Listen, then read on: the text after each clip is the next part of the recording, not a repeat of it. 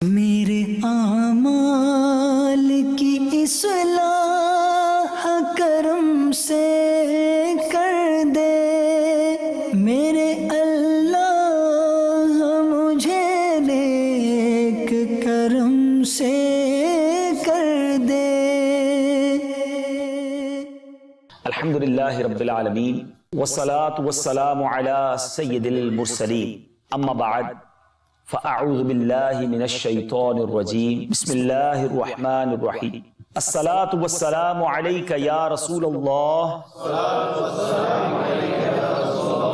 وعلی آلک واصحابک یا حبیب اللہ۔ الصلاة والسلام علیک یا نبی اللہ وعلی آلک واصحابک یا نور اللہ۔ درود پاک کی ایک بڑی شاندار فضیلت آپ کو سنانا چاہوں گا۔ ویسے تو بہت ساری احادیث فضائل درود میں ملتی ہیں، مگر ایک ایسا ہی سفر بھی تھا، یہ بھی سمجھ لیں کہ عشق کی داستان ہی ہے، کہ نبی پاک علیہ الصلوۃ والسلام اپنے صحابہ کرام کے ساتھ کہیں جا رہے تھے، تو راستے میں صحابہ کرام علیہ رضوان کے لیے یہ اعلان ہوا کہ سب اپنے اپنے توشہ دان کھول لیں، کھانے پینے کے لیے بریک دیا گیا۔ تو جب بریک ہوا اور سب نے اپنے اپنے ٹفن باکس سمجھ لیں کھولے ہوں گے، تو ہوا یہ کہ صحابہ کرام کے پاس روٹی تھی مگر سالن نہیں تھا۔ صحابہ کرام علیہ رضوان صرف روٹی کھانے لگے۔ ذرا غور کیجئے، ہمارے گھر میں ہماری پسند کا کھانا نہ بنے، یا جو کھانا ہے وہ کھا نہ سکیں تو موڈ آف ہو جاتا ہے، غصہ آ جاتا ہے، تھوڑا کاروبار کم ہو جائے، تھوڑے پیسے کم ہو جائیں، تھوڑا لاس آ جائے تو ناشکری، شکایات۔ حالانکہ یہ صحابہ کرام ہیں، نبی پاک کے ساتھی ہیں، اور کسی ہالیڈے ٹرپ پر نہیں جا رہے تھے، جان دینے جا رہے تھے، غزوے میں جا رہے ہیں، مگر حال یہ تھا کہ روٹی ہے، سالن نہیں۔ اب کیا ہوا کہ نبی پاک علیہ الصلوۃ والسلام کے مبارک کانوں کے پاس ایک شہد کی مکھی بنبنانے لگی۔ آپ کو اندازہ ہے شہد کی مکھی کی آواز تھوڑی سی ڈیفرنٹ ہوتی ہے، عام مکھیوں سے تھوڑی سی ہٹ کے ہوتی ہے۔ تو صحابی رسول دیکھ رہے تھے کہ نبی پاک کے کانوں کے پاس کوئی مکھی بنبنا رہی ہے۔ عقیدہ دیکھیں، صحابی کا بلیف دیکھیں، کہتے حضور یہ مکھی آپ سے کیا بات کر رہی ہے؟ صحابہ جانتے تھے کہ یہ جانتے ہیں بولیاں سب کی، نبی پاک سب کی بولیاں جانتے ہیں۔ پیارے آقا علیہ الصلوۃ والسلام نے ڈینائی نہیں کیا کہ مجھ سے مکھی کوئی بات نہیں کر رہی۔ نبی پاک نے فرمایا کہ اس مکھی نے مجھ سے عرض کیا ہے کہ حضور آپ کے صحابہ ہمارے قریب آئے ہیں مگر ان کے پاس روٹی ہے، سالن نہیں ہے، اور ہم مکھیوں میں یہ بے چینی ہے کہ آپ کے صحابہ ہیں حضور، قریب ہی ہم نے ایک شہد کا چھتا بنایا ہوا ہے، ہم مکھیاں اسے اٹھا کر نہیں لا سکتی، آپ کسی صحابی کو ساتھ بھیجیں، وہ شہد لے آئیں تاکہ آپ کے صحابہ روٹی کے ساتھ شہد کھانے لگ جائیں۔ صبر کیا، اللہ کی رضا پر راضی رہے تو اللہ نے غیب سے انتظام کیا نا، یہی تو وعدہ ہے قرآن میں، ان اللہ مع الصابرین، اللہ صبر کرنے والوں کے ساتھ ہے نا۔ ہم صبر کرتے نہیں، کہتے مسئلہ حل ہوتا نہیں، ناشکری سے حل نہیں ہوگا، صبر سے اور شکر سے حل ہوگا، کیونکہ صبر کرنے والوں کے ساتھ رب کی رحمت ہو جائے گی تو پھر میٹر سالو ہو جائے گا۔ اب یہی ہوا، نبی پاک نے مولا علی کرم اللہ تعالی وجہ الکریم سے فرمایا، اے علی اس کے ساتھ جاؤ اور جا کر شہد لے آؤ۔ مولا علی کرم اللہ تعالی وجہ الکریم جاتے ہیں، شہد کا چھتا لاتے ہیں۔ صحابہ اب روٹی کے ساتھ میٹھا، صاف، شفاف، صحت بخش، شفا والا شہد کھانے لگ جاتے ہیں۔ اب وہی مکھی یا کوئی اور مکھی بنبناتی ہے۔ صحابہ نے عرض کیا حضور اب کیا کہہ رہی ہے؟ فرمایا اب میں نے اس سے ایک سوال کیا ہے، یہ اس کا جواب دے رہی ہے، اور میں نے سوال یہ کیا کہ بتاؤ تو صحیح شہد بناتی کیسے ہو؟ کہ حضور شہد تو ہم درختوں میں، جنگلوں میں، بیابان میں جاتی ہیں اور پھولوں کا، مختلف پھولوں کا رس چوس کر لاتی ہیں۔ تو نبی پاک نے بڑا کمال کا سوال کیا، اور یہ واقعی اگر آج بھی آپ بھی چیک کریں کہ آقا نے فرمایا پھولوں کا رس تو کڑوا بھی ہوتا ہے، پھیکا بھی ہوتا ہے، بد مزہ بھی ہوتا ہے، مگر یہ سب مل کے شہد جیسا میٹھا کیسے بن جاتا ہے؟ کبھی آپ بھی پریکٹس کیجئے گا، گلاب کی پتی کھائیں تو کھائی جا سکتی ہے، لذیذ نہیں ہوتی مگر ٹھیک ہے، مگر موتیا، چنبیلی آپ کھائیں تو منہ کڑوا ہو جائے گا۔ شہد اتنا میٹھا کہ نام لو تو منہ میٹھا ہو جائے، تو اتنے سارے پھولوں کا رس یہ شہد جیسا میٹھا کیسے بنتا ہے؟ اب اس مکھی نے کیا جواب دیا کہ حضور بات یہ ہے کہ جب ہم مکھیاں پھولوں کا رس چوسنے جاتی ہے نا تو ہمارے ساتھ ہمارا ایک لیڈر ہوتا ہے, ہمارا ایک امیر ہوتا ہے. حضور جب ہم پھولوں کا رس چوس کر واپس آتی ہیں تو وہ آپ پر درود پاک پڑھنا شروع کر دیتا ہے. یعنی ہم مکھیوں میں سے ہی ایک مکھی ہوتی ہے جو آپ پر درود پاک پڑھنا شروع کرتی ہے, اور حضور ہم سارے ہی اس کے پیچھے آپ پر درود پڑھنا شروع کرتے ہیں. یا رسول اللہ, یہ کوئی اور کمال نہیں ہے, یہ آپ پر درود پڑھنے کی برکت ہے کہ کڑوا پھیکا رس بھی شہد جیسا میٹھا ہو جاتا ہے. اب بتاؤ آج کی سائنس کیا کہتی ہے کہ ہنی میں, شہد میں کئی بیماریوں سے شفا ہے, بڑی طاقتور غذا ہے, بندہ کمزور پڑ جائے لوگ کہتے ہیں شہد کھاؤ جان آ جائے گی. اب بتاؤ کیوں نہ جان آئے, کیوں نہ صحت ملے, جس چیز میں درود کی مٹھاس شامل ہو اس میں تو برکت ہی آنی ہے نا. اور اب ایک اور بات علماء نے یہ واقعہ نقل کرنے کے بعد لکھی کہ جب کڑوا پھیکا رس شہد کا, یعنی پھولوں کا کڑوا رس شہد جیسا میٹھا ہو سکتا ہے, تو پھر اگر کسی کی زندگی میں گناہوں کی کڑواہٹ ہو, کسی کی زندگی میں بدعمالیوں کی پھیکاوٹ ہو, تو اگر وہ درود پاک زندگی میں شامل کر لے تو اس کی زندگی میں بھی نیکیوں کی مٹھاس آ سکتی ہے.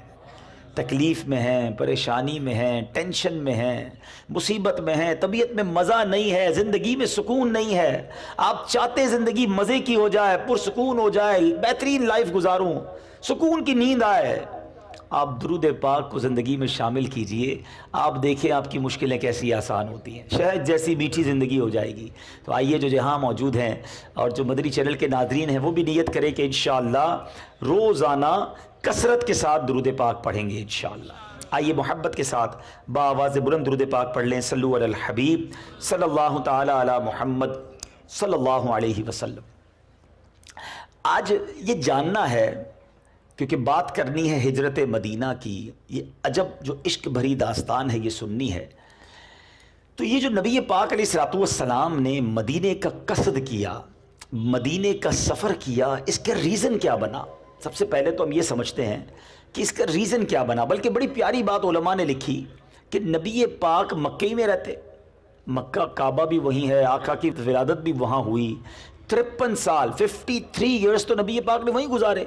افضل ترین شہر اس کو کہا گیا, اللہ کا گھر جہاں پر ہے, صفا مروہ جہاں ہے, مقام ابراہیم, حجر اسود, کتنی رب کی نشانیاں, حج بھی وہاں ہوتا ہے. سبحان اللہ. علماء نے اس پر بہت ڈیبیٹ کی اور بڑی کمال کی, بہت ساری حکمتیں, اس میں ایک حکمت یہ بیان کی کہ اگر نبی پاک علیہ الصلوۃ والسلام مکے ہی میں رہتے, مکے ہی میں آپ کا روضہ ہوتا, مکے ہی کو نبی پاک اپنا مسکن بناتے, تو ہو سکتا ہے بعد میں کوئی کہتا ہم تو مکے جا رہے ہیں اللہ کے گھر, ضمناً ہیں جس کو کہتے ہیں نا فارمیلٹی کے طور پر نبی پاک کے روضے پہ بھی چلے جائیں گے. تو یہ کیسے پتہ چلتا کہ محبوب کا مقام کیا ہے؟ تو ایسی وادی جہاں بظاہر کوئی جاتا نہیں تھا, مدینہ پہلے یثرب تھا, اور یثرب کہتے کیوں تھے اس کو کہ وہاں کی آب و ہوا میں بیماریاں تھیں, لوگ بیمار ہو جاتے تھے. مگر نبی پاک ایک ایسی آبادی میں جاتے جس کا نام بھی کسی کو نہیں پتا تھا, مگر جب نبی پاک کے قدم لگتے ہیں تو کیا خوبصورت بات فرماتے ہیں شاعر کے, جب سے قدم لگے ہیں رسالت مآب کے, جنت بنا ہوا ہے مدینہ حضور کا.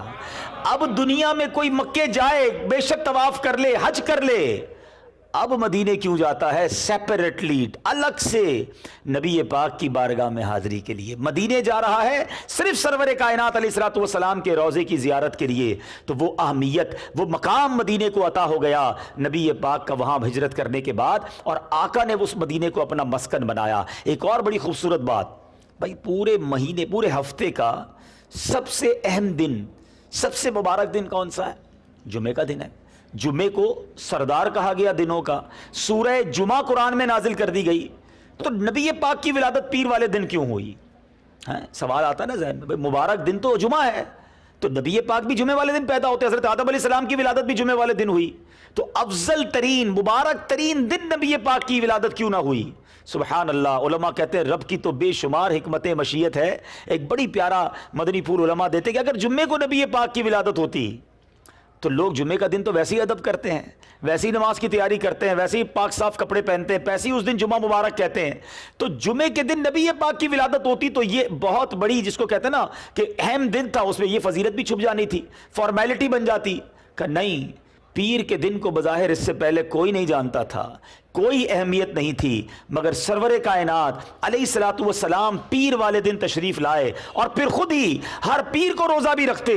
सहाबा पूछते हुजूर आप हर पीर को रोज़ा क्यों रखते हैं? फरमाया पीर के दिन मेरी विलादत हुई है। सुबहान अल्लाह। अब ज़रा सोचिए, आज 1450 साल गुजर गए हैं, जाइए मदीना मुनव्वरा में, अहले अरब का आज भी मामूल है, वो पीर के दिन रोज़ा रखते हैं। आज भी मस्जिद नबवी शरीफ में दस्तरखान बिछता है, गोया ये याद आज भी मनाई जाती है। कई लोगों के लिए जवाब भी है जो कहते हैं मिलाद क्यों मनाते हैं? अरे मेरे आका हर हफ्ते मिलाद मनाते थे, हर पीर को रोजा रख के अपना मिलाद मनाते। तो सुबहान अल्लाह, पता चला कि जुमे का दिन की यकीनन बड़ी अहमियत है, मगर दो शंबा, अरबी में दो शंबा कहते हैं पीर को, उसका मकाम आशिकान रसूल के लिए बड़ा निराला है। सैयद आला हजरत कमाल की बात लिखते हैं ना, फरमाते हैं जुम्मे मक्का था ईद अहले इबादत के लिए। मक्के का जुम्मा वाकई ईद का दिन है, इबादत करने वालों के लिए बड़ा मुबारक दिन है, मगर मुजरिमों के लिए, आसियों के लिए कौन सा दिन ज्यादा अच्छा है? आला हज़रत कहते हैं जुम्मे मक्का था ईद अहले इबादत के लिए, मुजरिमों आओ यहाँ ईद दो शंबा देखो, ऐ गुलामों आओ मदीने और देखो यहाँ पीर के दिन कैसी ईद बनाई जाती है। तो बहरहाल एक हिकमत ये थी कि नबी पाक मदीना मुनव्वरा हिजरत करें। इस्लाम कैसे मदीने में पहुंचा, थोड़ा सा आज मैं आपको बहुत सारी वो चीज़ें समझाऊंगा जो शायद बहुत सारे नाजरीन के लिए पहली बार होंगी। नबी पाक की ज़िंदगी को हम 3 हिस्सों में तकसीम करते हैं, ठीक है? आज मेरे साथ रहिएगा आप। प्यारे आका अलैहिस्सलातु वस्सलाम की उम्र मुबारक कितनी? 63 साल, ठीक है? आउट ऑफ 63 ईयर्स ऐलान नबूवत कब फरमाया? 40 साल की उम्र में, ठीक है ना? ये तो पता है ना, 40 साल की उम्र में नबी पाक ने ऐलान नबूवत फरमाया। प्यारे आका की 40 साल उम्र थी, हजरत अबू बकर सिद्दीक रदी अल्लाह तआला अन्हु की 38 साल उम्र थी। 2 साल का फर्क था नबी पाक अलैहिस्सलातु वस्सलाम और सिद्दीक अकबर रदी अल्लाह तआला अन्हु के दरमियान। 40 साल की उम्र में नबी पाक ने जब ऐलान नबूवत फरमाया, गारे हिरा में पहली वही नाजिल हुई। अब इस्लाम फैलना शुरू हुआ। शुरू में बड़ा छुप छुप कर इस्लाम की दावत दी जाती रही। 11 सने नबवी, अच्छा 40 साल के बाद 13 साल मजीद नबी पाक कहाँ रहे? मक्के में रहे, ठीक है? ये 13 साल कहलाते हैं सने नबवी। समझ रहे ना बात को? ऐलान नबूवत के बाद हर साल काउंट कैसे होता है? पहला सने नबवी, दूसरा सने नबवी, तो 13 साल सने नबवी हो गए। उसके बाद नबी पाक ने हिजरत की मदीने की तरफ, 13वें ही साल। तो अब वो साल काउंट होने क्या लगा? हिजरी साल, हिजरत का पहला साल, पहली हिजरी, दूसरी हिजरी, 10 हिजरी तक नबी पाक इस दुनिया में तशरीफ फरमा रहे। तो ये 63 साल कंप्लीट हो गए। बात मेरी समझ आ गई? 40 साल ऐलान नबूवत से पहले के, 13 साल सने नबवी जिसमें ऐलान नबूवत हो चुका था, अभी मदीने नहीं पहुंचे थे, और मदीने पहुंचने के बाद जो साल शुरू हुए वो हिजरी साल कहलाने लगे। जो आज कैलेंडर, इस्लामिक कैलेंडर चलता है ना, 1441 सने हिजरी चल रहा है। इसका मतलब पता है क्या हुआ? कि 1441 साल पहले नबी पाक मक्के से मदीने तशरीफ ले गए थे। ये बात जहन में रखिएगा, तो आपको अब समझ आएगा कि हिजरत की क्या अहमियत है। 11 सने नबवी था, 11 सने नबवी है तो नबी पाक की उम्र मुबारक कितनी हुई? 51 साल। माशाल्लाह, मेरे साथ रहिएगा। 51 ईयर्स की एज थी। अच्छा, हुआ क्या कि जो अंसार थे, मदीने में रहते थे ना, ये बुत परस्त थे। वहाँ यहूदी भी थे और बुतों की पूजा करने वाले भी थे। वो नसारा थे और ये यहूदी थे। यहूदियों की किताबों में लिखा हुआ था कि आखिरी नबी ने आना है, तो वो बार बार अंसार को, बुत परस्तों को कहते थे कि देखो जब आखिरी नबी आएंगे ना तो हम उनके साथ हो जाएंगे और फिर तुम्हारे साथ बदला लेंगे, तुम पर हमला करेंगे। तो दोनों को इंतज़ार था, अंसार को भी इंतज़ार था, यहूदियों की भी इंतज़ार था कि आखिरी नबी ने आना है। तो अब क्या हुआ कि 11 सने नबवी में नबी पाक अलैहिस्सलाम, हज तो उस ज़माने में भी होता था, प्यारे आका मिना गए लोगों को इस्लाम की दावत देने। तो मदीने से कुछ लोग आए थे, उन्होंने 6 लोगों ने इस्लाम कबूल कर लिया, कलमा पढ़ लिया, और वो अंसार थे। उन्होंने कहा अगर हम इस्लाम कबूल नहीं करेंगे तो हो सकता है यहूदी कबूल कर ले और वो हम पर गालिब आ जाएं, तो हम पहल कर लेते हैं। 6 लोग वापस चले गए। 12 सने नबवी में नबी पाक फिर मिना गए, यानी जो हज का समा होता था ना, उसमें मक्के मदीने हर जगह से लोग आते थे। तो अब जब लोग आए तो इन 12 लोगों ने 12 सने नबवी में, इसको बेअते उकबा उला कहते हैं, इसमें 12 लोगों ने कलमा पढ़ा, इस्लाम कबूल किया। पहले 6 एक साल, फिर 12। अब इन 12 लोगों ने नबी पाक से रिक्वेस्ट की कि हुजूर हम हर साल में एक बार ही आते हैं, आप हमें कोई ऐसे सहाबी दे दें जो मदीने हमारे साथ आ जाएं और वहां आकर हमें इस्लाम की बातें सिखाएं। तो नबी पाक अलैहिस्सलातु वस्सलाम ने حضرت مصعب بن عمیر رضی اللہ تعالیٰ عنہ کو مدینے بھیجا. یہ وہ ہستی ہیں جو سب سے پہلے مبلغ کے طور پر مکے سے مدینے گئے. یعنی اب ذرا غور کیجئے گا, پیارے آقا کی عمر مبارک ہے 52 ہو گئی نا 12 سن نبوی میں, 52 ایئرز کی ایج ہے, اور ابھی 11 سال باقی ہیں. اب ذرا غور کیجئے, نبی پاک کی حیات طیبہ میں ابھی 12-13 سال باقی ہیں, اور 1 سال ہجرت سے پہلے نبی پاک نے حضرت مصعب بن عمیر کو بھیج دیا. اللہ اکبر. حضرت مصعب بن عمیر وہ ہیں, اگر اب آپ مدینے جائیں تو خاص ان کے روضے پہ حاضری دیجئے گا, جو نبی پاک کے چچا حضرت حمزہ رضی اللہ تعالیٰ عنہ کا مزار ہے احد شریف کے دامن میں, حضرت مصعب بن عمیر کا مزار حضرت حمزہ کے بالکل برابر میں ہے. اب حضرت مصعب بن عمیر مدینے پہنچے اور انہوں نے کمال کر دیا. یہ گھر گھر میں جا کر اسلام کی دعوت دینے لگے, روزانہ کوئی 1 یا 2 کلمہ پڑھ کر مسلمان ہوتے گئے. اب آ گیا 13 سن نبوی, پھر نبی پاک مینا گئے. اب بڑا قافلہ آیا مدینے سے, اور 72 لوگوں نے نبی پاک کے ہاتھوں اسلام قبول کیا. یعنی مدینے میں اسلام پھیل رہا ہے. مکے میں ظلم کی آندھیاں تھیں, مارا جا رہا ہے, صحابہ کو تکلیف ہے, کبھی کسی صحابی کو تپتی ریت پہ لٹایا جا رہا ہے, کبھی راہ میں کانٹے بچھائے جا رہے ہیں, کبھی پتھر مارے جا رہے ہیں, کبھی نماز پڑھنے پہ مارا جا رہا ہے. مدینے میں ٹھنڈی ہوائیں آ رہی ہیں کیونکہ حضرت مصعب بن عمیر وہاں پہنچ گئے تھے, اسلام کی دعوت ہو رہی ہے. اب نبی پاک علیہ الصلوۃ والسلام نے صحابہ سے کہا کہ ایسا لگتا ہے کہ مدینہ منورہ سے چونکہ ایک سافٹ کارنر مل رہا تھا, نبی پاک علیہ الصلوۃ والسلام نے صحابہ کرام کو اجازت دے دی کہ اب مدینے کی طرف ہجرت کرنا شروع ہو جاؤ. اب کئی لوگ آئے ہوئے تھے مدینے سے, تو نبی پاک سے انہوں نے عرض کی کہ حضور آپ بھی مدینے آ جائیں, آپ بھی ہمارے پاس آئیں, ہم آپ کو وہاں سکون دیں گے, آرام دیں گے, آپ کا ساتھ دیں گے. تو نبی پاک کے چچا حضرت عباس جو اس وقت ایمان نہیں لائے تھے, انہوں نے بڑی تاریخی بات ان لوگوں سے کہی کہ دیکھو یہ خاندان بنی ہاشم میں ہر طرح محترم اور باعزت ہیں, ہم لوگ ان کے دشمنوں کے سامنے کھڑے ہو جاتے ہیں. مدینے والوں اگر لے جانا ہے تو پھر ان کی حفاظت بھی کرنی ہوگی, اور اگر ڈرتے ہو تو پھر اس کا خواب دیکھنا چھوڑ دو. اللہ اکبر. اہل مدینہ نے دل و جان سے کہا کہ حضور پر ہم اپنی جانیں قربان کر دیں گے, ہم بھی تلواروں کے سائے میں بڑے ہوئے ہیں, آپ ہمیں اس خدمت کا موقع دیں. مگر حضور سے عرض کرتے ہیں کہ حضور ایک بات آپ سے بھی چاہتے ہیں, آپ مدینے آ جائیں گے اور پھر وہاں کے یہودی ہمارے خلاف ہو جائیں گے, ایسا نہ ہو بعد میں آپ ہمیں چھوڑ کر مکے آ جائیں اور ہم تنہا رہ جائیں. اللہ اکبر. ابھی نبی پاک مدینے گئے نہیں ہیں, مگر نبی پاک نے مدینے والوں سے کیا کہا؟ میرے آقا فرماتے ہیں مسکراتے ہوئے, اطمینان رکھو, تمہارا خون میرا خون ہے, اور میرا جینا مرنا تمہارے ساتھ ہے. میں تمہارا ہوں اور تم میرے ہو, تمہارا دشمن میرا دشمن ہے, تمہارا دوست میرا دوست ہے. اہل مدینہ کو نبی پاک نے گڈ نیوز دے دی. اب تو جناب مدینے میں تیاریاں ہونے لگی کہ نبی پاک آنے والے ہیں. پیارے آقا علیہ الصلوۃ والسلام نے صحابہ کو اجازت دے دی, کیونکہ سڈنلی ایک گروپ کی صورت میں مدینے نہیں جایا جا سکتا تھا, کیونکہ کفار مکہ یہ جانتے تھے کہ اگر کسی طرح یہ مسلمان مکے سے نکل گئے اب اسلام پھیل جائے گا اور یہ واپس آ کر مکے کو فتح کر لیں گے. چنانچہ وہ ہر وقت کی طاق میں رہتے تھے کہ کوئی نکلنے نہ پائے. بہرحال نبی پاک نے صحابہ کو اجازت دی. نبی پاک ابھی مکے میں موجود تھے.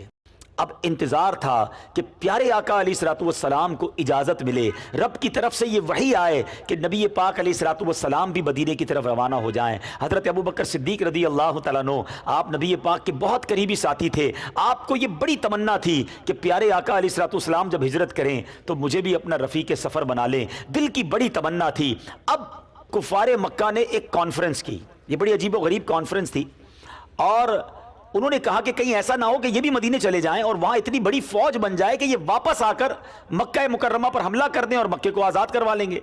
تو انہوں نے کہا کہ ایسا کرتے ہیں, اس کا کیا پلان کریں کہ یہ مکے نہ جا سکے اور اسلام پھیل نہ سکے.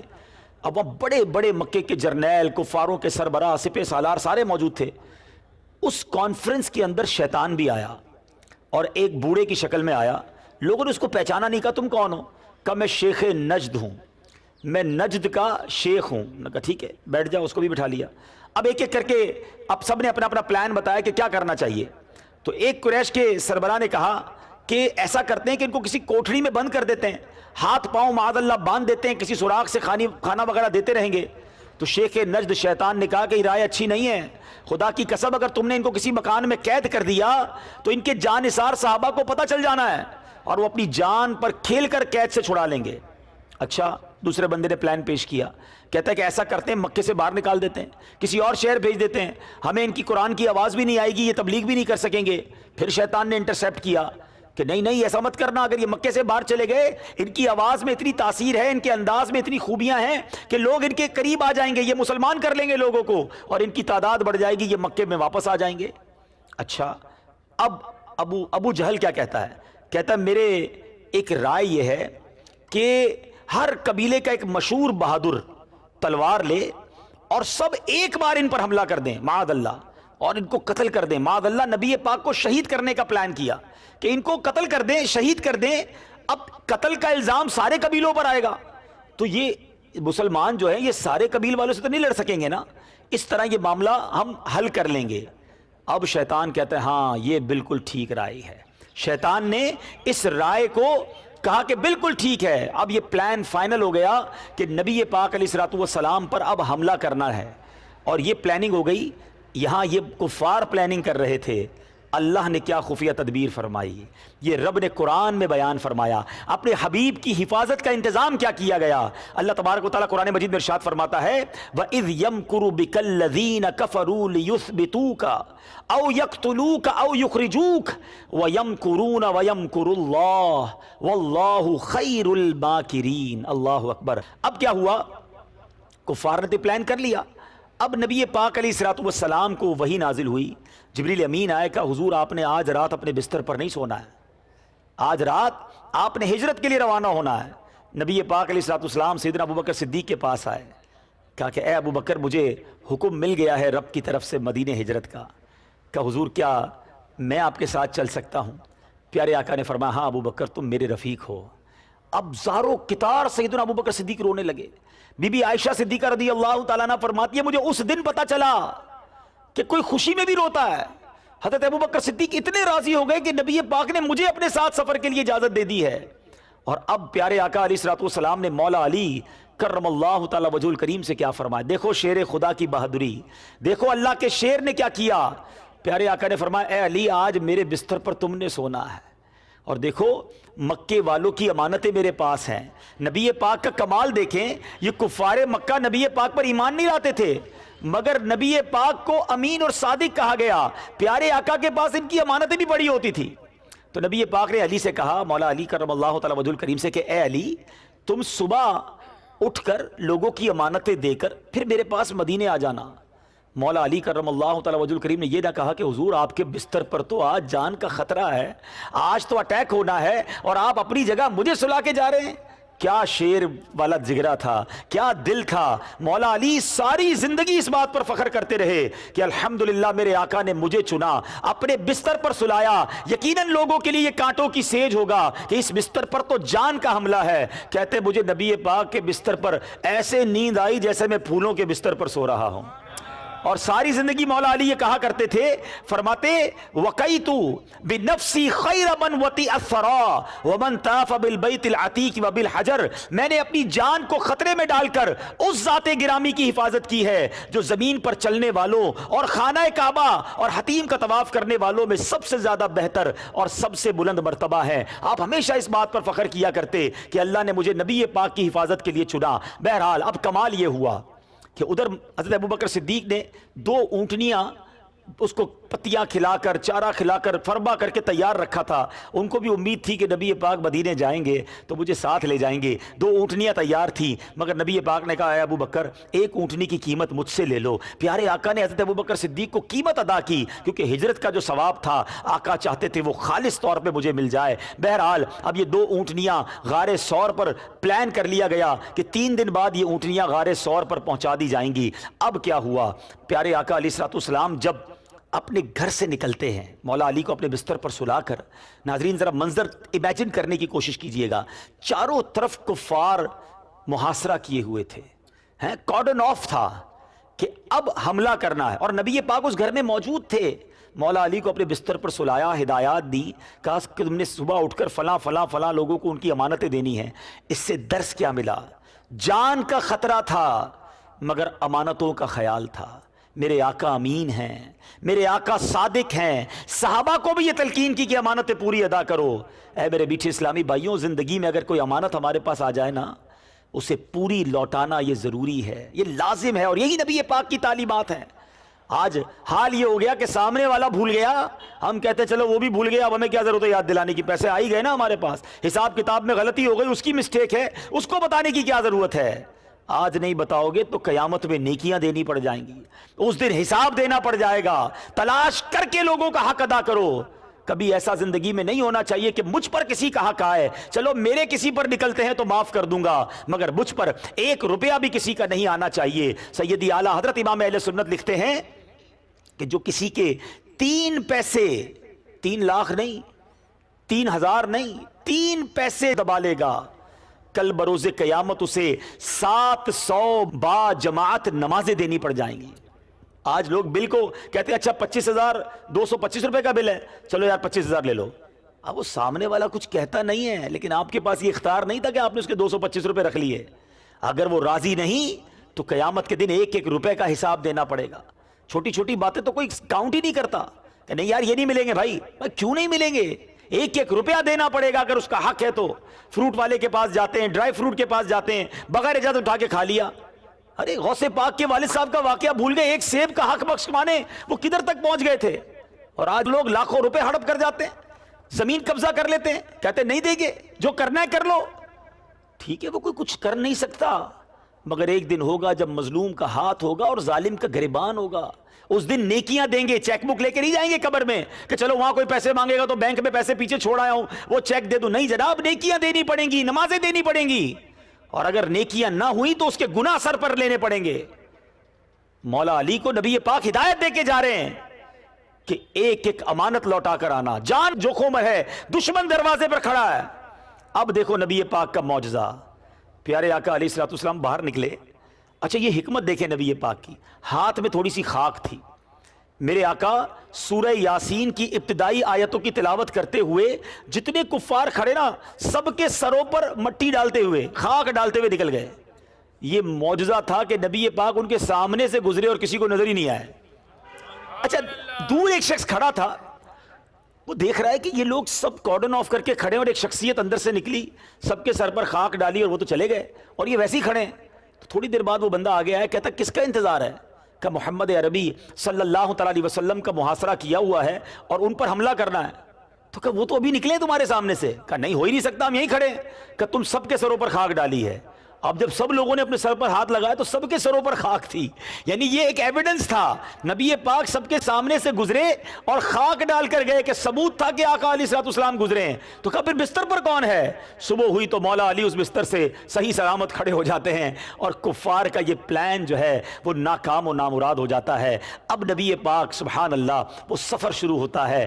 میں بھی مکے سے مدینے کئی بار گیا ہوں، آپ بھی کئی بار گئے ہیں، اللہ اکبر یہ کیسا سفر تھا۔ سب سے پہلے جب ہم نبی پاک مکے سے باہر نکلتے ہیں، مکے کو بڑی حسرت سے دیکھ کر کہتے ہیں اے مکہ تو میرے لیے بڑا عزیز تھا، میری پیدائش بھی یہی ہوئی، میں کبھی تجھے چھوڑ کر نہ جاتا اگر مجھے یہاں رہنے والے نہ نکالتے۔ علماء اسی حدیث کے تحت بیان کرتے ہیں کہ جب تک نبی پاک مکہ میں تھے کائنات میں سب سے افضل اور اعلیٰ شہر وہ مکہ مکرمہ ہی تھا، مگر جب نبی پاک نے اپنا مسکن اپنا سب کچھ مدینے کو بنا لیا تو اب مدینہ وہاں سے افضل ہو گیا۔ اب نبی پاک بڑی غمزدگی میں، بڑی جس کو کہیں تکلیف کے عالم میں مکے سے نکلتے ہیں۔ اب آپ اگر موقع ملے کتاب میں آپ کو بتاؤں گا فیضان صدیق اکبر، یہ کتاب حاصل کر لیں، اس میں پورا چارٹ بنا ہوا ہے کہ نبی پاک مکے سے مدینہ شریف کیسے گئے، یہ نارمل روٹ سے نہیں گئے، یعنی اگر آج کی زبان میں سمجھاؤں تو پیارے آقا پہلے جدہ کی طرف گئے، سمندر کے قریب گئے اور وہاں سے ٹرن کر کے پھر یہ سفر شروع ہوا، لیکن چونکہ پہلے فوری طور پر اپنے مکان سے نکلنا تھا، کسی ایک جگہ جا کر چھپنا تھا، تو اب نبی پاک نے جبل جو سور ہے وہاں غار سور کا انتخاب کیا۔ میرے آقا اور صدیق اکبر وہاں جاتے ہیں، اللہ اکبر ذرا غور کیجئے، آس پاس دشمن تلاش کر رہے ہیں، جان کے لالے ہیں، یہ کیسا خوف کا سفر ہوگا۔ اللہ اکبر، مولا صدیق اکبر رضی اللہ تعالیٰ کیا کرتے ہیں، کبھی آگے چلتے ہیں، کبھی دائیں چلتے ہیں، کبھی بائیں چلتے ہیں، کبھی پیچھے چلتے ہیں۔ ذرا غور کیجئے کیسا انداز ہے، دو ساتھی کہیں جا رہے ہوں اور ایک ساتھی کبھی آگے آ جائے، کبھی دائیں آ جائے، کبھی بائیں، کبھی پیچھے۔ نبی پاک علیہ الصلوۃ والسلام نے صدیق اکبر سے سوال کیا، اے صدیق اکبر یہ تم کیا کرتے ہو، کبھی دائیں چلتے ہو، کبھی بائیں، کبھی آگے، کبھی پیچھے۔ اللہ اکبر، صدیق اکبر کا جواب سنیے، کہتے حضور جب مجھے یہ خوف آتا ہے نا کہ کہیں دشمن آگے سے حملہ نہ کر دے، حضور میں آگے آ جاتا ہوں، پھر خوف آتا ہے کہیں دشمن پیچھے سے حملہ نہ کر دے، حضور میں پیچھے آ جاتا ہوں. پھر خیال آتا ہے کہیں رائٹ سائڈ سے حملہ نہ ہو جائے، میں سیدھے ہاتھ پہ آ جاتا ہوں. حضور جب خیال آتا ہے آپ کی بائیں طرف انسیکیور ہے، میں ادھر آ جاتا ہوں. آقا علیہ الصلوۃ والسلام نے صدیق اکبر سے سوال کیا کیا، اے صدیق کیا تم یہ پسند کرتے ہو کہ اگر کوئی تکلیف پہنچے تو تمہیں پہنچے، مجھے کچھ نہ ہو؟ کہتے جی حضور اللہ کی قسم میں یہ چاہتا ہوں کہ کبھی بھی کوئی تکلیف پہنچے، کوئی مصیبت پہنچے، کوئی اٹیک ہو جائے، حضور یہ مجھ پر ہو جائے، میری جان چلی جائے، آپ کا بال بھی بیکا نہ ہو، آپ کو تکلیف نہ پہنچے. یہ کیسی محبت تھی. اب ایک اور خوف بھی تھا کہ قدم کے نشان پہچان لیے جائیں گے. مکے والے جب تلاش کرنے نکلیں گے صبح، پیارے آقا علیہ الصلوۃ والسلام کے بستر پر تو مولا علی ہیں، یہ کہاں گئے؟ اب تلاش کرنے نکلیں گے تو پیروں کے نشان کے ذریعے پہنچ جائیں گے. تو جبل سور کے نیچے کھڑے ہو کر حضرت ابو بکر کہتے ہیں حضور آپ ایسا کیجئے میرے کاندھوں پر آ جائیے، حضور آپ کے پیروں پر چوٹ لگ جائے گی، کانٹے بھی ہیں. یقین کریں میٹھے اسلامی بھائیوں، جب تک یہ واقعہ تو بچپن سے پڑھتے آ رہے ہیں، مگر جب تک میں غار سور میں گیا نہیں تھا یہ بات سمجھ نہیں آئی. مگر جب پہاڑ چڑھے تو اندازہ ہوا کہ 1450 سال بعد بھی آج چڑھنا مشکل ہے. اب تو سیڑھیاں بھی بن گئی ہیں، راستے بھی صاف ہیں. ذرا سوچو، لائٹیں بھی لگی ہیں، موبائل میں بھی ہمارے لائٹ ہوتی ہے. اس وقت دشمن پیچھے تھا، خوف تھا کہ آواز نہ ہو، پیروں کی آہٹ نہ ہو. ارے اکیلا جوان آدمی نہیں چڑھ سکتا. صدیق اکبر کی محبت اور طاقت پر ہماری جانیں قربان. کہتے حضور میرے کاندھوں پر تشریف لے آئیں. حضور کو کاندھوں پر اٹھاتے ہیں اور اب اتنا بڑا سفر صدیق اکبر خود کرتے ہیں. چڑھتے چڑھتے چڑھتے اب اوپر پہنچ گئے. اب جب اوپر پہنچے، یقین کریں غار سور دیکھنے کے بعد پتا چلا کہ صدیق اکبر کے کیا نصیب تھے. کتنی چھوٹی جگہ ہے، 2-3 بندے بیٹھے تو جسم سے جسم ٹچ ہو جائے، بہت مختصر سی جگہ ہے. صدیق اکبر جاتے ہیں، کہتے حضور آپ باہر رہیں گے، پہلے میں جاؤں گا. اندر جا کر کونین کے والی کی آمد کی گویا تیاری کر رہے ہیں. غار کو صاف کیا، اپنی چادر نکالتے ہیں، دیکھا بہت سارے سوراخ ہیں. صدیق اکبر نے اپنی چادر کے ٹکڑے ٹکڑے کر دیے، ہر سوراخ میں ایک چادر کا ٹکڑا ڈالا. اب چادر تو ختم ہو گئی، 1-2 سوراخ مزید باقی رہ گئے. صدیق اکبر نے ان سوراخ پر اپنا پیر رکھا کہ کہیں کوئی جانور نہ نکل آئے اور آقا کو تکلیف نہ ہو. کہ حضور تشریف لے آئیے. نبی پاک آتے ہیں، چہرے پر تھکن کے آثار ہیں.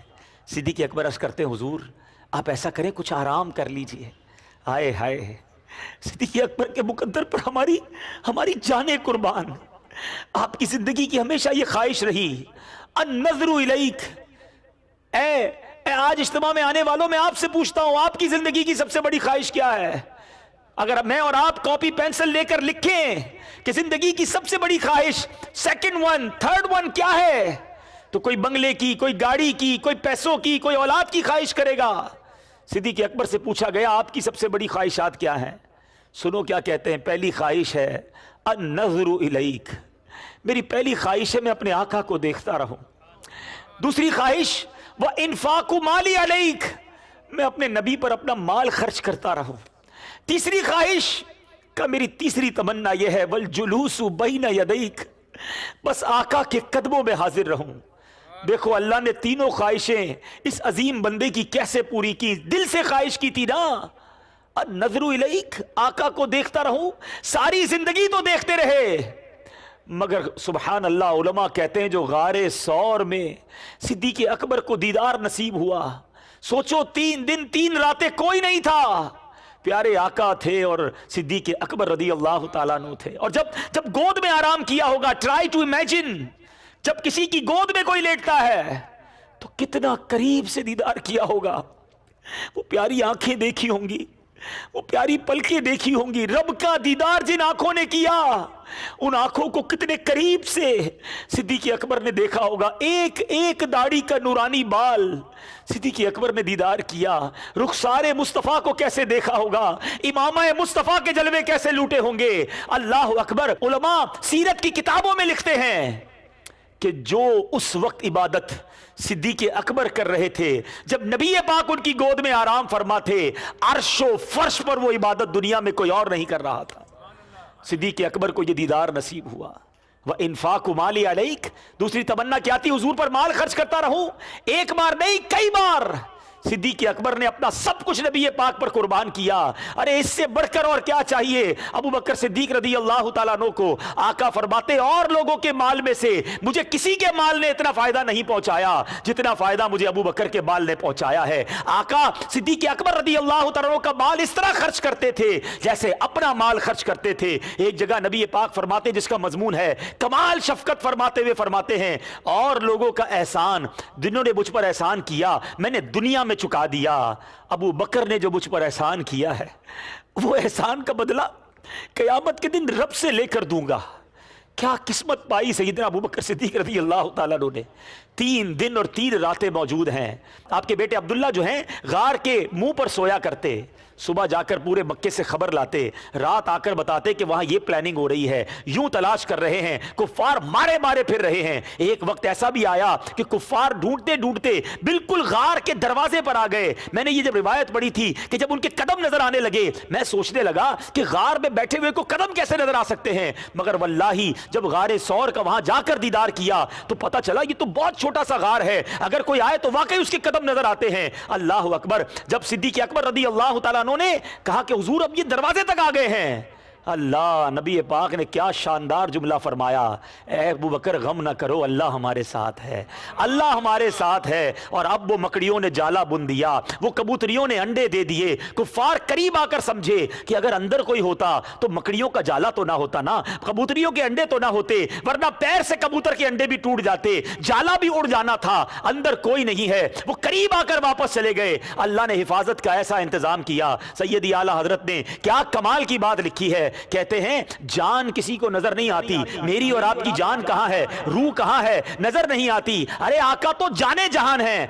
अरे दुश्मन गिरते गार फिर रहे थे, आका ने उनको नजर नहीं आना था। 3 दिन गुजर गए, 3 रातें गुजर गई। अब कुफारे मक्का ने देखा कि मिल नहीं रहे हैं, कैसे ढूंढें। अब उन्होंने एक अनाउंसमेंट कर दिया, बड़ा अजीब अनाउंसमेंट था कि जो इनको मदीने जाने से पहले पकड़ लेगा, इंटरसेप्ट करके गिरफ्तार कर लेगा, उसे 100 ऊंट इनाम में दिए जाएंगे। अब उस जमाने में 100 ऊंट का मतलब यह हुआ कि आज कोई ऐलान कर दे 100 लैंड क्रूजर दी जाएंगी। उस जमाने की सबसे कीमती सवारी यही थी। अब कुफारे मक्का ने जब यह ऐलान सुना तो दीवाना वार लोग निकल पड़े कि कहीं ना कहीं तो मिलेंगे ना, उड़कर तो नहीं जाएंगे। मक्के से मदीने का एक नॉर्मल रास्ता है, अलग अलग जगहों पर अलग अलग लोगों ने प्लान किया कि कहीं ना कहीं रोकना है। अब नबी पाक और हज़रत अबू बकर सिद्दीक रवाना होते हैं, बिल्कुल अलग रास्ता इख्तियार किया गया। फैजान सिद्दीक़ अकबर किताब में यह बाकायदा पूरा नक्शा मौजूद है। 18 मकामात पर उस किताब के हवाले से लिखा कि 18 प्लेसेस पर नबी पाक ने स्टे किया था सफर के दौरान। बहरहाल प्यारे आका अलैहिस्सलातु वस्सलाम अब आगे बढ़े, रास्ते में भूख ने सताया।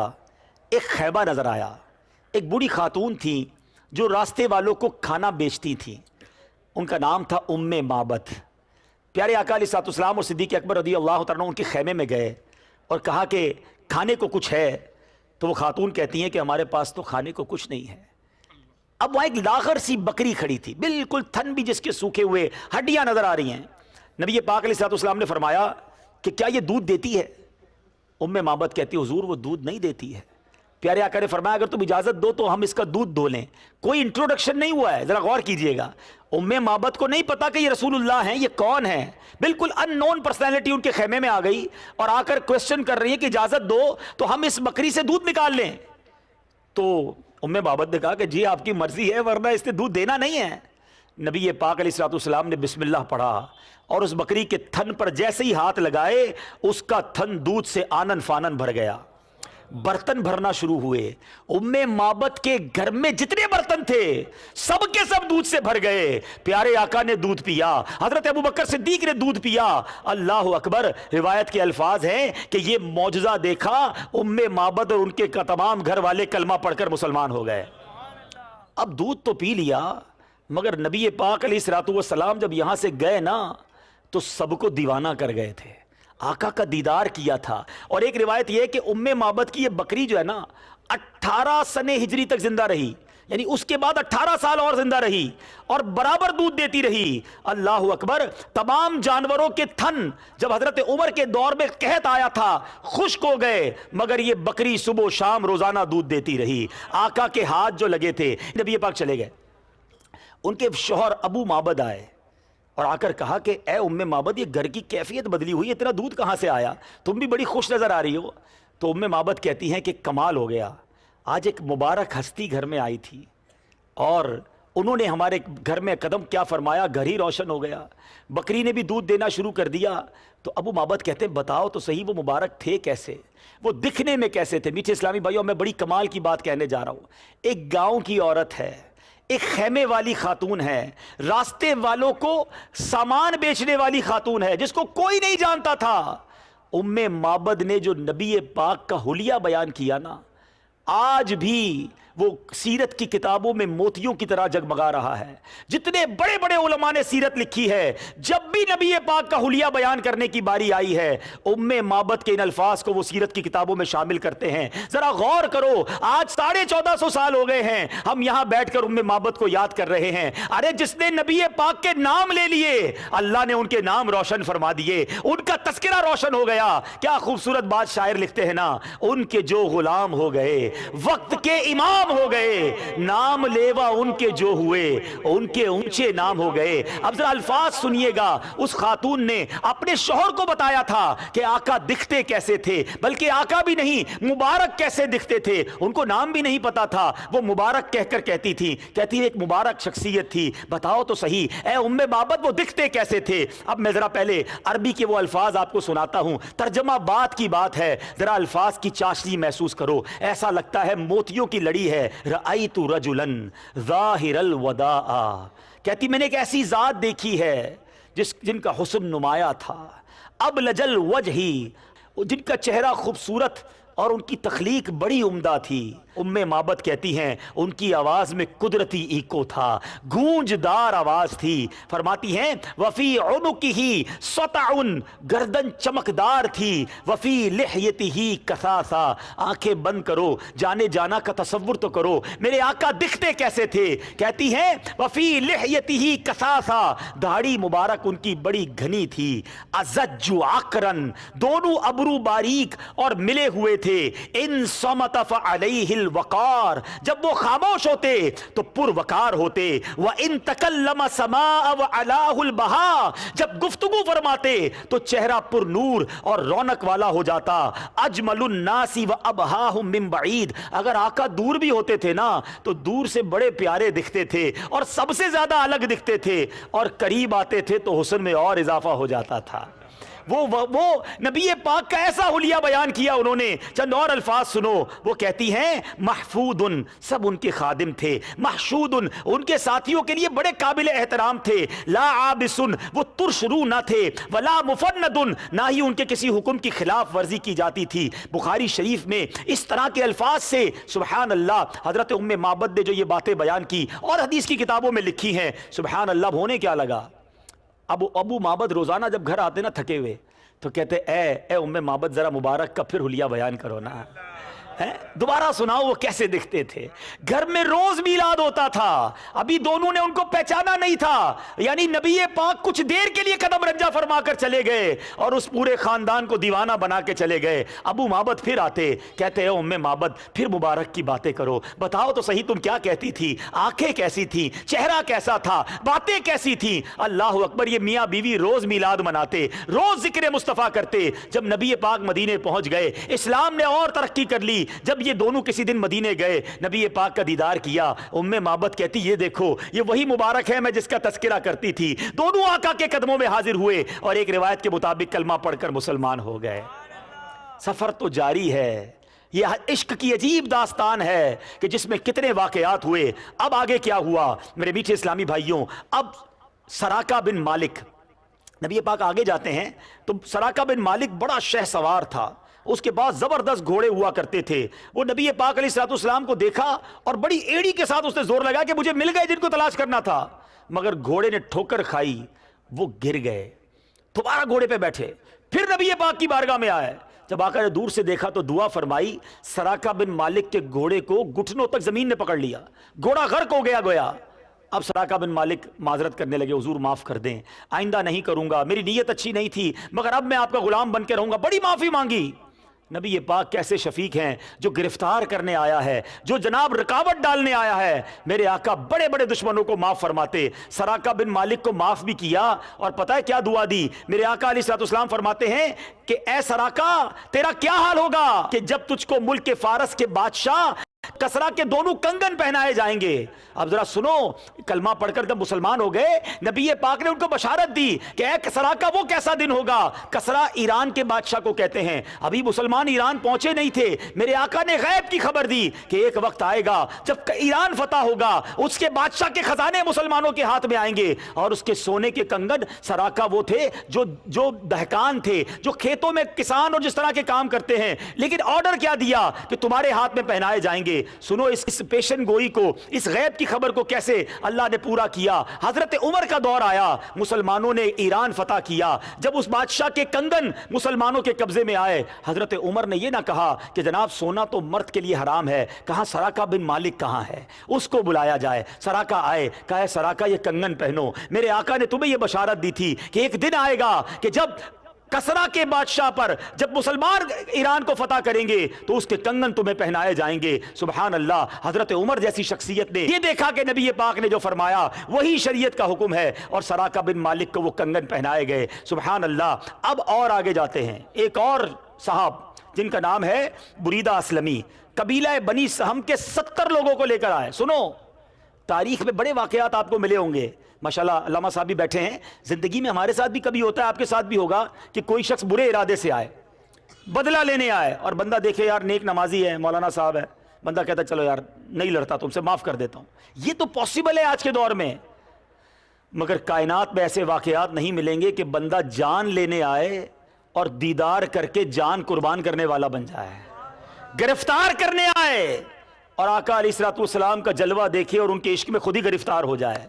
बुरीदा असलमी कहते नहीं जाने दूंगा, नबी पाक को मदीने नहीं जाने दूंगा, देखता हूं कैसे जाते हैं। आकर एक ही सवाल किया, आप कौन हैं? प्यारे आका अलैहिस्सलाम ने फरमाया, मैं मोहम्मद बिन अब्दुल्ला, अल्लाह का रसूल हूं। ये अल्फाज सुने, दिल की कैफियत ही बदल गई, कलमा पढ़कर मुसलमान हो गए। अब जरा गौर करो, दीदार का आलम क्या होगा। हर कोई फिदा है बिन देखे। मैं और आप सुन रहे हैं तो इतना मजा आ रहा है, जब इन सहाबा ने दीदार किया होगा, हर कोई फिदा है बिन देखे, दीदार का आलम क्या होगा। बुरीदा असलमी कहते हैं, हुजूर पहले तो ये ख्याल था आपको मदीने जाने नहीं दूंगा, मदीने जाने से पहले रोकूंगा। हुजूर अब आपका गुलाम बन गया हूं, देखता हूं मदीने जाने से रोकता कौन है। नारे तकबीर, नारे रिसालत। या रसूल अल्लाह, अब क्या हुआ? बुरीदा असलमी कहते हैं, हुजूर ऐसे नहीं जाना, अब मदीने जाना है तो कुछ शान से जाना चाहिए। अपना इमामा उतारा, खंजर पर इमामा लगाया, का हुजूर परचम होना चाहिए।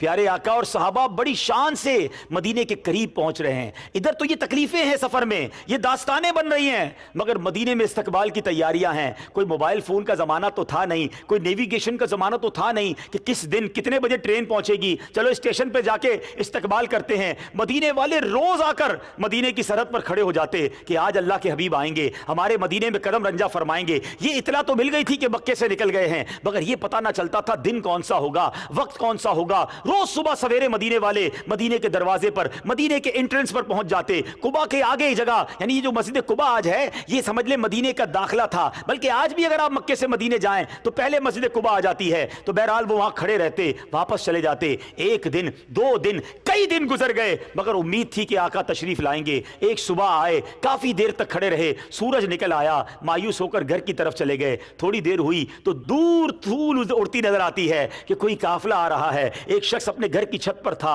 दूर से देखा, कहा मदीने वालों आ जाओ, जिस हस्ती का इंतजार था वो मदीने में दाखिल होने वाले हैं। और एक और खूबसूरत बात बताऊं, ईमान ताज़ा हो जाएगा। ये सहाबा का जो जुलूस था परचम के साथ, जिसमें खुद नबी पाक भी मौजूद हैं, सिद्दीक़ अकबर भी मौजूद हैं। आप जानना चाहेंगे ये कब मदीने में दाखिल हुए थे? सुभान अल्लाह, ये जो जुलूस मदीने में दाखिल हुआ ना, ये दिन भी 12 रबीउल अव्वल का दिन था। 12 रबीउल अव्वल वाले दिन मेरे आका मदीने में दाखिल होते हैं। अब मदीने में सुभान अल्लाह एक मंजर था, 2 रोया लोग इस्तकबाल के लिए खड़े हैं। बनू नज्जार की बच्चियां छत पर चढ़ गईं और मेरे आका का नगमे गुनगुना गुनगुना गुनगुना कर इस्तकबाल करने लगी। मरहबा या रसूल अल्लाह की सदाएं हैं, मरहबा या मोहम्मद की सदाएं हैं। और सुभान अल्लाह, उन बच्चियों ने जो नगमा गाया, आज भी रहती दुनिया में, मक्के मदीने की गलियों में भी आज चले जाएं, दुनिया के कोने कोने में जाएं, ये नगमा आज भी बड़ी मोहब्बत से गुनगुनाया जाता है। चलो आज हम उस सफर की याद ताज़ा करते हैं। मिलकर मेरे साथ एक दो शेर पढ़ लीजिए, क्या खूबसूरत वो नगमा है। तौलाअल बद्रु अलैना मिन सनियातिल वदा वजब शुक्रु अलैना मादा लिल्लाहि दा। मिलकर तौलाअल बद्रु अलैना मिन सनियातिल वदा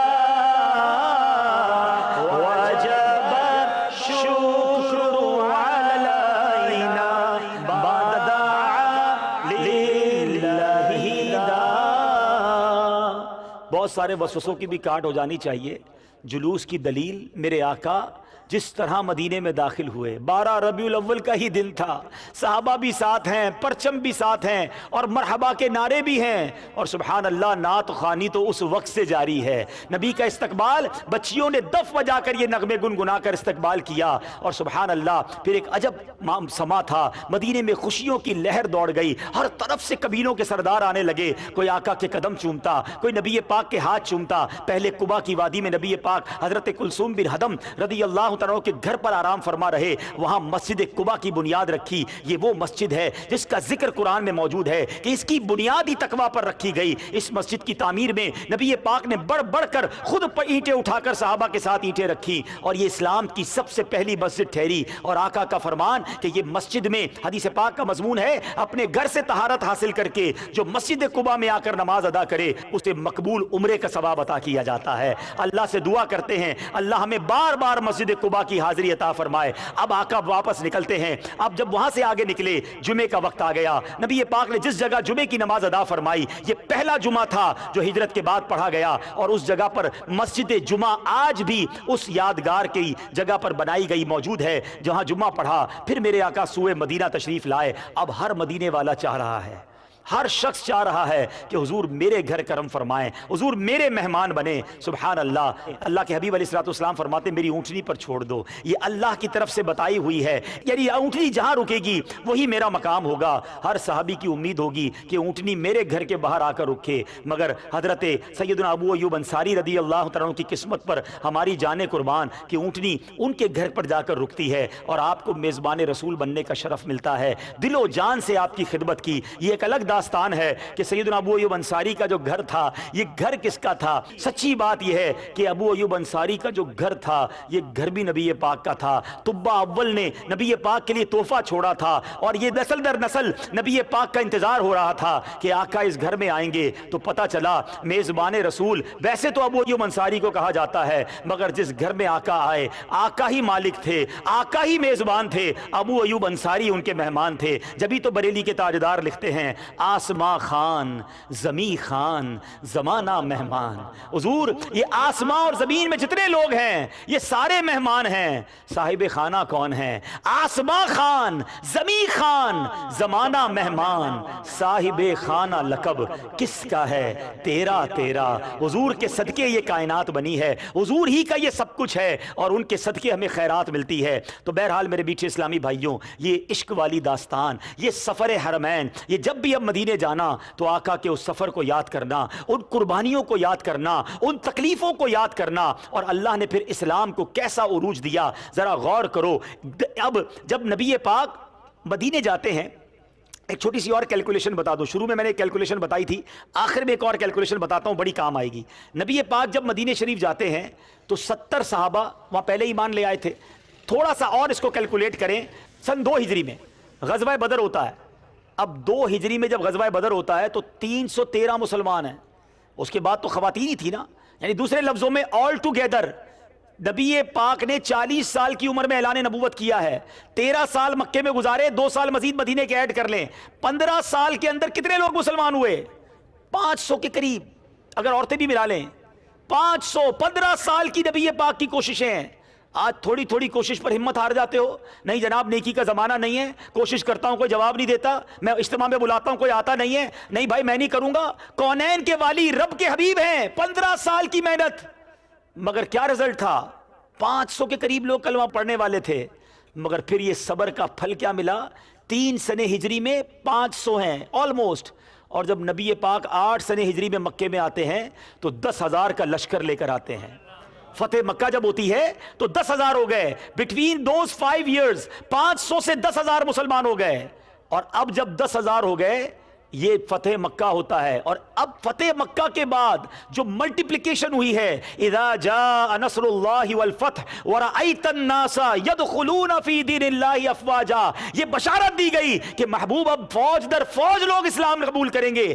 8 سنہ ہجری میں 10,000 کے قریب صحابہ تھے, 9 سنہ ہجری میں حجت الوداع ہوتا ہے, 1 سال بعد نبی پاک عرفات کے میدان میں خطبہ دیتے ہیں, 1,24,000 صحابہ موجود ہوتے ہیں.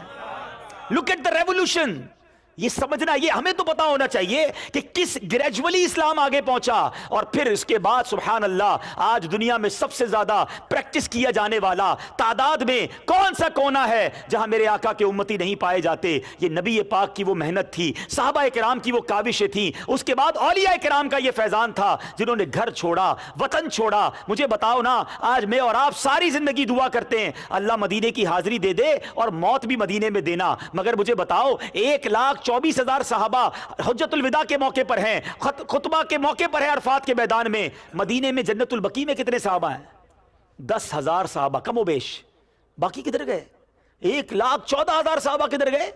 کچھ ہزار مکے میں ہوں گے جن کی تدفین جنت المالا میں ہوئی, باقی کہاں گئے؟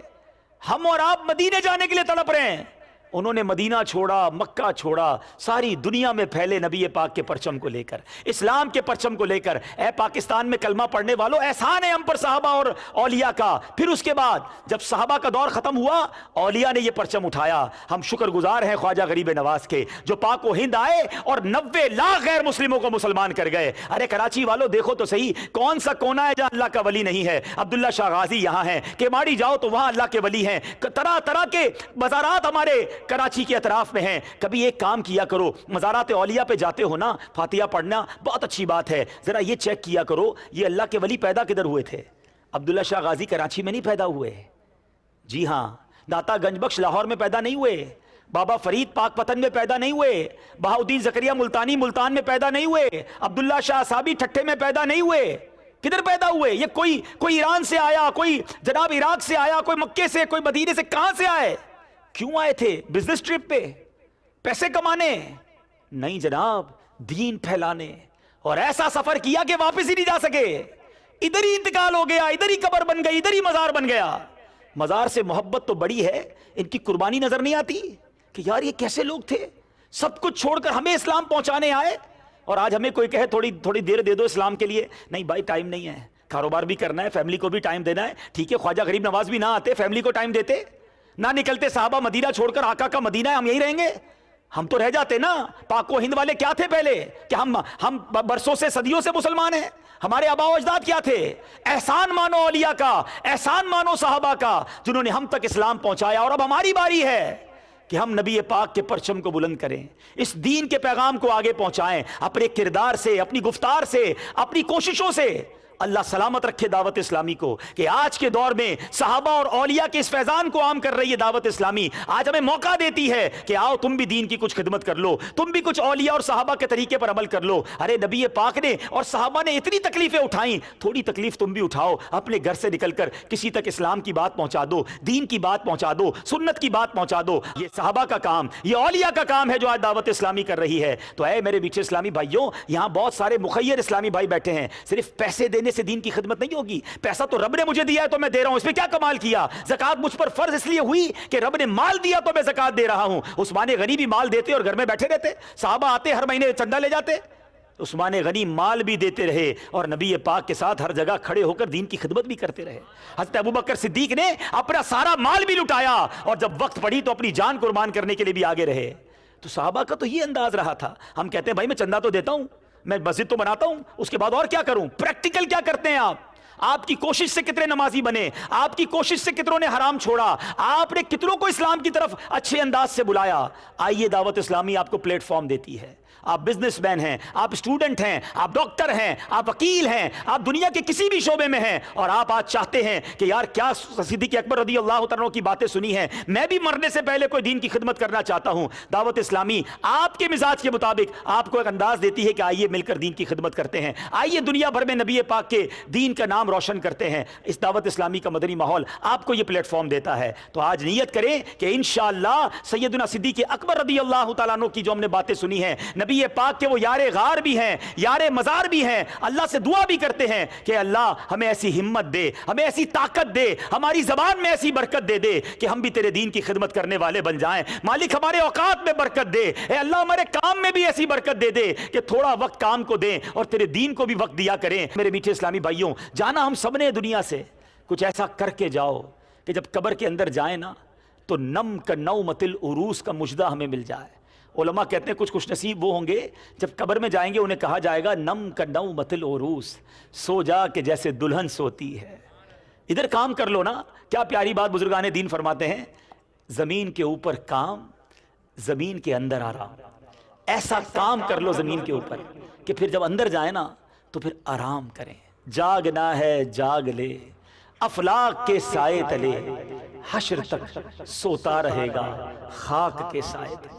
اللہ مجھ سے بھی کوئی ایسا کام لے لے, آپ سے بھی کوئی ایسی خدمت لے لے کہ جب دنیا سے جائیں اور قبر میں جائیں تو سیدی اعلیٰ حضرت کے اس شعر کے مصداق بن جائیں کہ قبر میں لہرائیں گے تا حشر چشمے نور کے, قبر میں لہرائیں گے تا حشر چشمے نور کے, جلوہ فرما ہوگی جب طلعت رسول اللہ.